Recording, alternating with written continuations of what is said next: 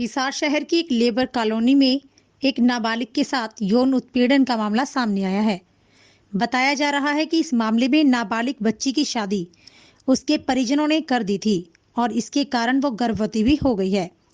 बड़ी बात यह है कि पीड़ित लड़की और उसकी मां की मानसिक हालत भी ठीक नहीं है। ये भी बताया जा रहा है कि लड़की का पिता सौतेला है और उसी ने नाबालिग लड़के की शादी की है। इस मामले में पुलिस ने अब तक कोई एफआईआर दर्ज नहीं की है। मामले की जानकारी मिलने के बाद आज राज्य बाल अधिकार संरक्षण आयोग की चेयरपर्सन ज्योति बेंदा हिसार पहुंची और पीड़ित लड़की से मिली। बेंदा ने तुरंत इस मामले में एफआईआर दर्ज करने के आदेश दिए हैं। इस मामले में आरोपी के खिलाफ पॉक्सो एक्ट के तहत मामला दर्ज किया जाएगा।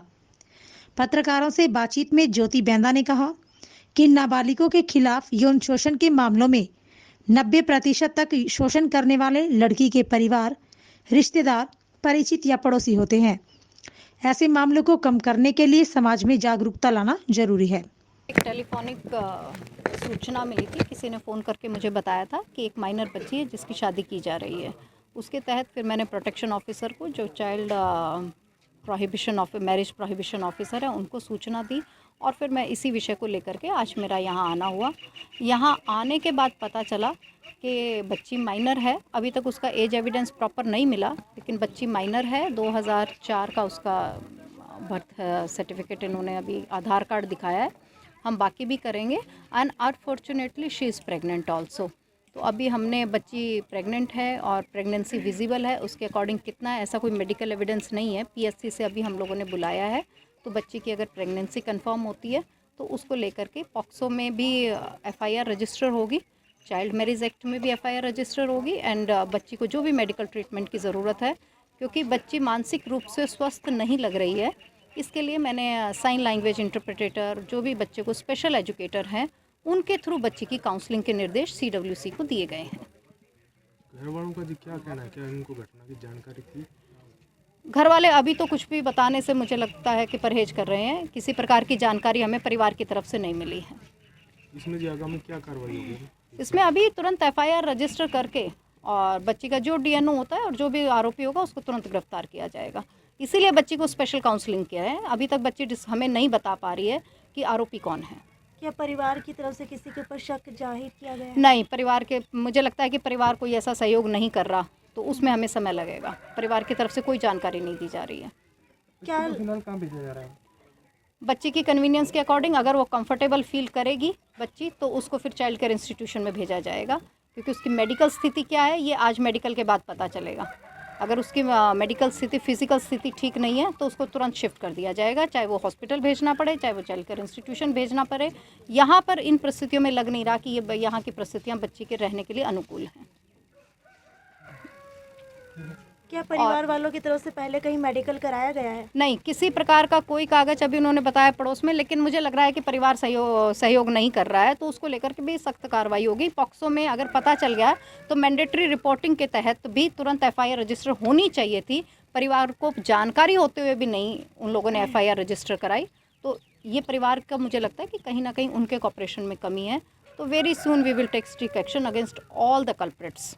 अगर हिसार की ही बात की जाए तो लगभग रिसेंटली ये तीसरा मुद्दा सामने निकल कर के आया है, और आपको क्या लगता है इसके पीछे कारण क्या है? देखिए, जहाँ तक चाइल्ड सेक्सुअल अब्यूज़ की बात है, अवेयरनेस सबसे ज़्यादा ज़रूरी है जी। Child sexual within family. अभी अगर आप पिछले साल के भी आंकड़े देखेंगे, लगभग 3000 की संख्या में से more than 90% cases within family, within relative, within neighbourhood हैं। More than 90% cases. तो ये हमारे लिए बहुत बड़ी चुनौती भी है और चेतावनी भी है। इसको मुझे लगता है हम सबको मिलकर निपटना चाहिए। सामाजिक अवेयरनेस इस विषय पर ज़रूर फैलानी चाहिए। एक इसका दूसरा पहलू ये है कि जिस प्रकार से एफआईआर्स की संख्या पॉक्सो में बढ़ रही हैं, वहाँ हम ये भी कह सकते हैं कि जागरूकता आई है और केसेस रिपोर्ट होने शुरू हो गए हैं, इसलिए एफआईआर्स में बढ़ोतरी भी हुई है। आप ये नहीं कहेंगे कि सिर्फ अपराध बढ़े हैं, जागरूकता बढ़ी है और जागरूकता के कारण एफआईआर रजिस्टर होने लगी हैं। तो इसको और ज़्यादा हमें लगता है सामाजिक रूप से इसको और ज़्यादा अवेयर करने की ज़रूरत है। बच्ची अभी कंफर्टेबल जोन में नहीं है, बच्ची अभी घबराई हुई है, कंफर्टेबल जोन में नहीं है। तो हमें लगता है 2, 3, 4 काउंसलिंग के बाद ही चीज़ें सामने आ पाएंगी। अभी आपने अवेयरनेस की बात की, तो आए दिन स्कूल्स के अंदर जो है गुड टच बैड टच के जो है अवेयरनेस के प्रोग्राम स्टार्ट तो होते हैं, लेकिन उन्हें कंटिन्यू नहीं किया जाता, बहुत जल्दी उन्हें बंद कर अगर दिया। आपको ध्यान होगा तो आपके हिसार में पिछले 5 मार्च की बात है कि 11 जिलों में पुलिस के माध्यम से, हरियाणा सरकार और हरियाणा राज्य बाल अधिकार के माध्यम से हिफाजत सजग सहज सुरक्षित बचपन के नाम से चाइल्ड सेक्सुअल अब्यूज़ पर एक अभियान चलाया गया, जिसमें नुक्कड़ नाटक के माध्यम से, वीडियो वैन के माध्यम से पब्लिक को जागरूक किया गया। फिर ये कोरोना के कारण वो बीच में हुई। 11 जिले हम ऑलरेडी कवर कर चुके थे। एजुकेशन डिपार्टमेंट के लिए हम लोगों ने ई लर्निंग मॉड्यूल बनाया। और एक और चीज़ मैं बताना चाहूँगी कि जो इस तरह के बच्चे हैं जो अपनी बात को साइन लैंग्वेज में भी पॉक्सो एक्ट को बना करके हम लोगों ने चाइल्ड राइट कमीशन ने, बाल अधिकार संरक्षण आयोग ने साइन लैंग्वेज में भी पॉक्सो मटेरियल बनाया है। तो इसको हम मैक्सिमम स्प्रेड करने की कोशिश कर रहे हैं और मुझे लगता है बहुत जल्दी, 2 साल का कोरोना शायद बीच में रहा और कोरोना में भी केसेस बढ़े हैं, पर मुझे लगता है बहुत जल्दी, जितनी जल्दी से ये विषय बढ़ रहा है, बहुत जल्दी इसमें सुधार आने वाला है। मैम, हिसार के बहुत से स्पा सेंटर हैं जिनमें नाबालिग लड़कियां काम कर रही हैं, लेकिन जैसे उनकी रिपोर्ट होती है तब तक वो वहाँ से उन्हें हटा देते और बोले उन पर कार्रवाई नहीं हो पाती और बहुत बहुत गलत। आप मुझे सूचना दें। दी थी मैंने पिछली बार, मुझे तो कोई सूचना नहीं है। आप तक पहुँचा देंगे मैडम, पिछली बार दी तो उससे मैं पहले तो पता मेरी चला कि वहाँ अपना से- ले सकती हूँ, मुझे नहीं लगता सिस्टम में कहाँ क्या है। Without facts I am not तो एबल अगर टू देंगे तो स्टेट कार्रवाई एनीथिंग।